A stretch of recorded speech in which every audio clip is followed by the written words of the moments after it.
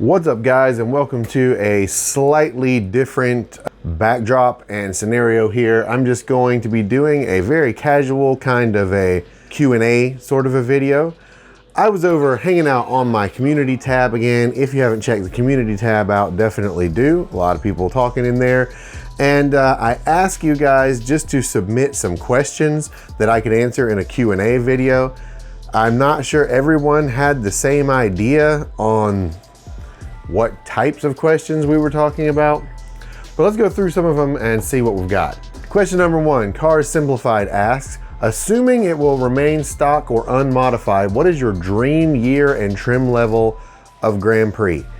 That's a difficult question to answer because I like so many different things. I think as far as appearance goes, I'd have to go for the 6th gens, the Daytona. Exhaust sound wise, I'd have to go with the GXP, but I think my overall, if I had to pick just one to ever have, because I'm so big on handling, I would probably have to go with the Comp G GTPs just to get the better suspension stuff, but also get the supercharged 3800, which is the engine I would prefer to have if I had to choose one.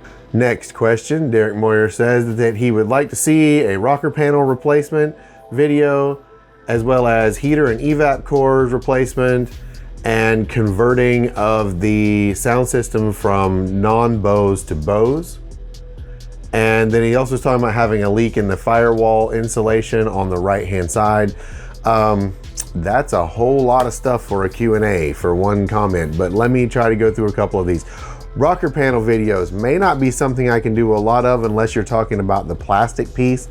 The metal replacement, I don't have the facilities for here. Plus I live in the South and really rust is not an issue down here.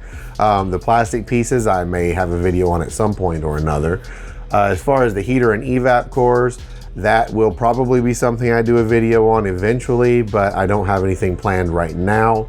And as far as water leaks in the passenger's floorboard, is very often not coming through the firewall. A lot of times it's coming from the sunroof if you have a sunroof car, because it actually will overrun that drain if the drain in the sunroof gets full, and it'll run down the A-pillar and leak right into that floorboard. So check that out. If not that, also check and make sure it's not a backed up evaporator core drain or the heater core leaking. Next question, Vincent Harper says, engine transmission mounts on 98 through 03 Grand Prix. I'm included in this just so I can let everyone else know this too. I did a video recently on engine and transmission mounts on the 05. The procedure for that versus the 98 through 03 cars is almost identical.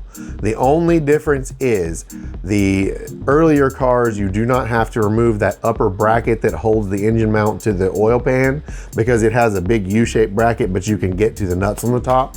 So you're just gonna undo the nuts and bolts on top and bottom, jack it up and pull it out. Basically, it's just like the transmission side on both sides for the earlier cars. Question 3, Delta Hero says, I've got an 06 Grand Prix GT. I wanna put the Hellcat engine in it, specifically the Jeep Trackhawk version, so it can be all-wheel drive.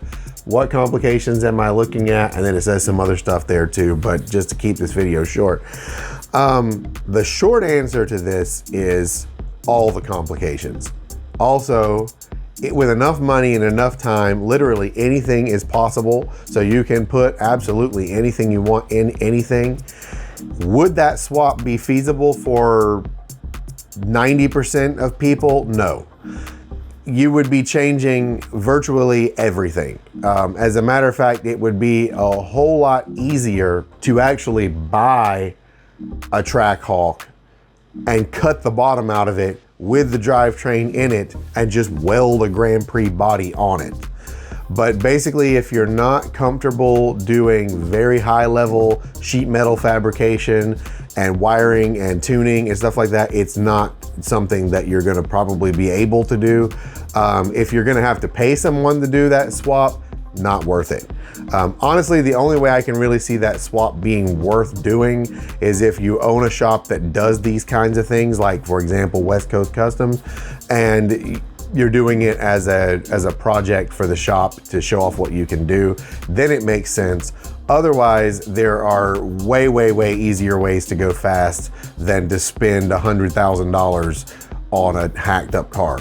Question number 4, what was your first car? This is a weird one that maybe a lot of people wouldn't expect, because when I started driving, I wasn't so much into cars and I was more into music and playing in a band, and we were playing out. So utility was a lot more important to me at the time than the car was. So actually my very first car was a 1974 Ford Econoline E150. And it was the conversion version of the van that had the camper stuff in the back. So it had like a 3rd row seat that laid out into a bed. Most 16, 17-year-olds know that's a good thing to have around. And then it had like a chemical toilet in the back and like a little sink and stuff. It was a pretty weird car, but definitely nothing fast. As a matter of fact, I blew that one up. Question number 5, I have an 07 NA and I want to swap the engine for a supercharged 3800. How much horsepower can it handle? Well, it depends on what you're talking about there.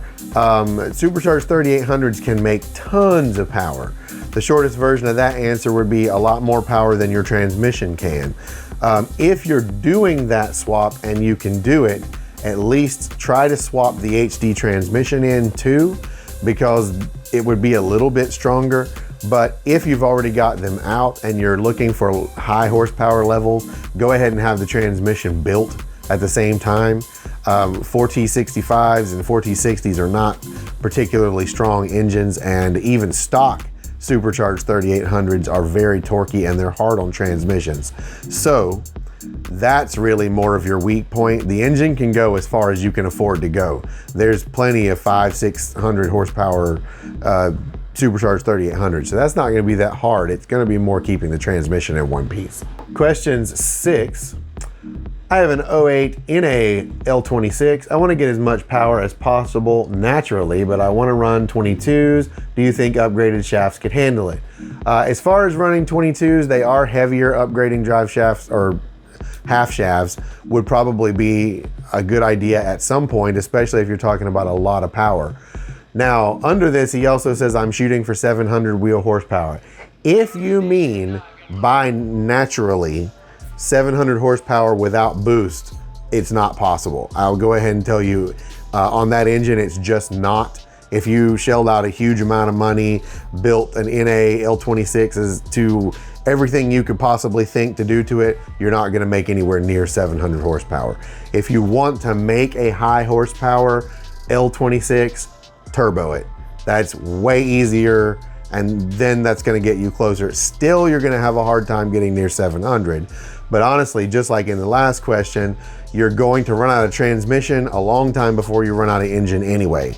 By the time you're over 3, you're gonna be shredding transmissions like it's going out of style. So make sure in your budget you think about that first. It would be definitely a good idea to look at something like a 4L80 swap or a manual transmission.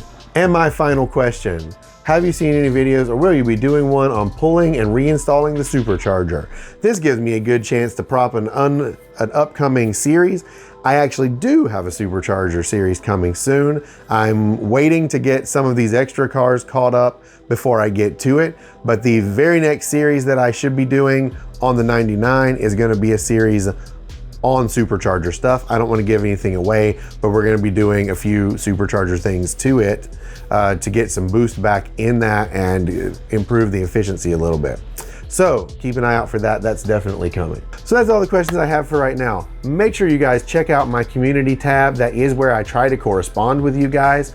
I think maybe the next one of these that I do, or the next type of video like this that I do, I may do a Patreon only version. So make sure also think about checking out my Patreon page, thinking about becoming a Patreon. Generally, if I have a question about which way to go or I'm trying to come up with stuff for the channel, that's who I go to. They also get to see all my videos early and without ads. And if you're a $7 patron, you're gonna actually be featured at the beginning of most all of my videos, except for when I occasionally forget from now on. So, like this video, give me a comment and let me know what you thought of it, and if you want me to do more of these types of videos, and I'll see you guys in the next video. Thank you so much for watching, and peace. And it's time for another viewer's ride submission. Today we're looking at Adrian Hood, and this is his 1999 GTP. I listed some of the mods he said was done to them over here on the side. I know it is kind of odd. It says it's L32 swapped, and that looks like a Gen 3 supercharger, but you guys feel free to ask him about that. I'm sure he can explain.